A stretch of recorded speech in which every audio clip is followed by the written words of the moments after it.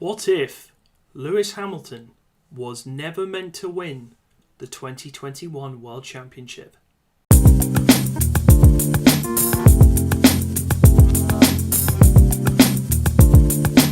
Whoa. Hold your horses, people. I haven't had some kind of Damoclean conversion about the end of the 2021 season.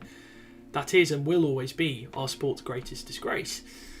However, I want you to indulge me in some fancy booking and look over at maybe the other path of a crossroads that Formula One got to and ended up not taking. Here's what we know. 2020, the year of the COVID pandemic. Mercedes destroy everybody. Lewis Hamilton wins a 7th world title. Mercedes win a 7th consecutive World Constructors' Championship. But the other moment of significance was the decision to postpone the brand spanking new ground effect regulations that were due to arrive in 2021. They were postponed to 2022, and that is our crossroads moment. Now look, the 2021 regs were basically just a slight tweak of the 2020 regs, and they were centred mostly around the floor. Nobody really expected there to be any major change to the pecking order. How wrong we were. Mercedes' domination was wiped out. Red Bull made gains, and we had a title fight on our hands. Lewis Hamilton versus Max Verstappen, the king versus the heir apparent. And it did not disappoint. Drama, collisions, bad blood, it had it all. And then the ending happened. Verstappen became champion, Hamilton was screwed, and the whole thing ended unsatisfactorily. Look, don't worry, I'm not going to go over the whole thing again. I've got a whole video talking about that, which you can see here, and you can see in the description below. And then we move forward to 2022 with the new regulations eventually introduced. Red Bull absolutely aced them. Verstappen sweat all before him to win a second title. And in 2023, Red Bull have taken it to new heights. Before the Singapore Grand Prix this weekend, they had won every single race. Verstappen had won the last 10 of them, a new record. That run is now over, but Verstappen winning his third title is inevitable. Mercedes, on the other hand, well, they've been nowhere. Hamilton hasn't won a race since Saudi Arabia in 2021. The rematch we have longed for has yet to materialise. The 8th title he was deprived of looks further away than it ever has. It is here that I want to look at what could have been. What might have happened had Formula One gone down its original path. Look, Hamilton was always going to win in 2020.